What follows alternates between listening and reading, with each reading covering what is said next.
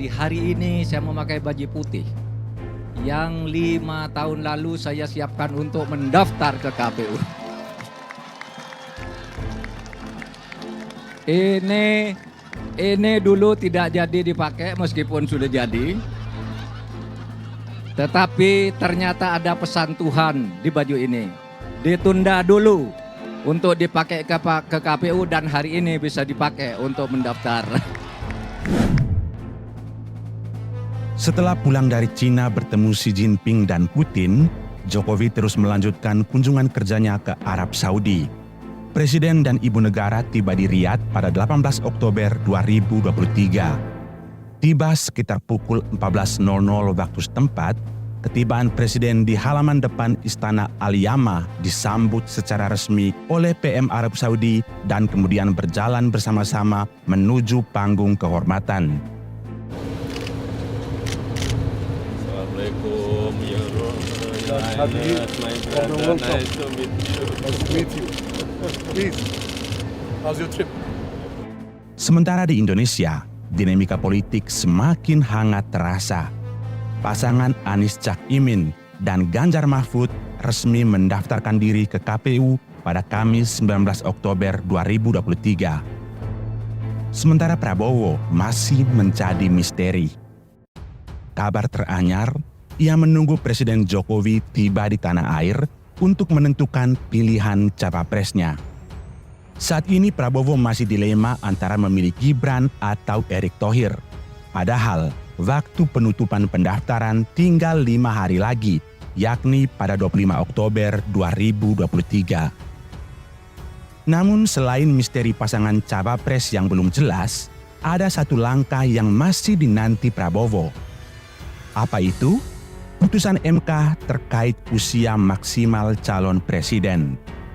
Usai putusan soal batas minimal usia capres-cawapres diketok, Mahkamah Konstitusi juga bakal memutuskan apakah orang usia 70 tahun ke atas boleh menjadi capres atau tidak. Putusan ini akan dibacakan pada Senin 23 Oktober atau 3 hari dari sekarang. Maka bisa dipastikan Prabowo belum berani mendaftarkan diri hingga tanggal 23 Oktober, mengingat usianya sudah 72 tahun. Jika MK memutuskan tidak bisa menjadi capres untuk calon 70 tahun ke atas, maka secara syarat Prabowo pasti gagal mendaftar. Ini memang detik-detik yang menentukan sekaligus menegangkan di injury time. Lantas, kemana arah dukungan Jokowi?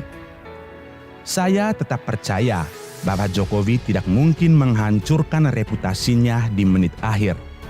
Ia tidak mungkin ingin dicap sebagai pengkhianat karena mendorong Gibran yang jelas-jelas kader PDIP untuk berpasangan dengan Prabowo. Justru Jokowi sedang mengunci pergerakan Prabowo dengan mengirimkan relawan-relawannya ke tim pemenangan Prabowo. Jokowi ingin agar Prabowo tidak mengambil jalan pintas untuk bersekutu dengan kelompok radikal. Baik Jokowi dan Mega sama-sama ingin menjaga suasana politik yang damai di tengah ketidakpastian ekonomi dan geopolitik global. Menariknya, pencalonan Mahfud menjadi cawapres Ganjar kabarnya sudah direstui Jokowi. Sebelumnya, Mahfud sendiri mengaku sudah 2 kali mendapat sinyal dari Prabowo untuk menggaetnya menjadi cawapres, namun batal terjadi.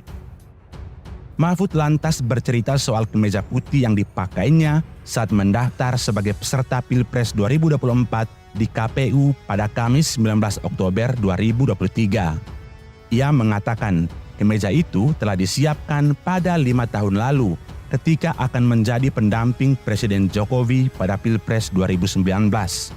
Namun sayangnya, meski baju itu sudah dijahit, Mahfud kandas di menit akhir. Meski demikian, ia tak lantas membuang baju itu, tetapi dititipkan kepada ibunda tercinta. Di hari ini saya memakai baju putih yang 5 tahun lalu saya siapkan untuk mendaftar ke KPU.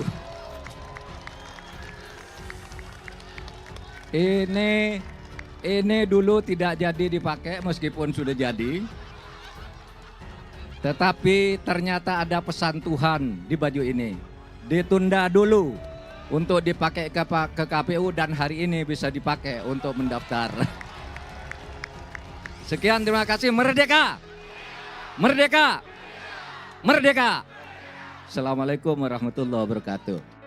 Baju Mahfud sesungguhnya memberi pesan yang jelas bahwa keterpilihannya sebagai cawapres Ganjar berkat doa sang ibu. Hal ini juga menegaskan bahwa Tuhan tidak akan menutup mata. Ia selalu memberi kesempatan di waktu yang tepat. Dari lubuk hati kami paling dalam, kami ingin menyampaikan I love you full. Saya ingin menyampaikan tidak banyak.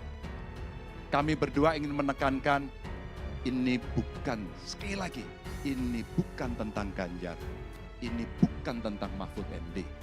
Ini bukan cerita tentang kekuasaan. Tapi cerita tentang nasib bangsa, nasib rakyat. Cerita tentang anak-anak kita yang butuh perlindungan dan mendapatkan akses pendidikan yang baik. Cerita tentang ibu-ibu dan kelompok perempuan yang harus mendapatkan tindakan khusus. Cerita penyandang disabilitas yang harus mendapatkan kesetaraan.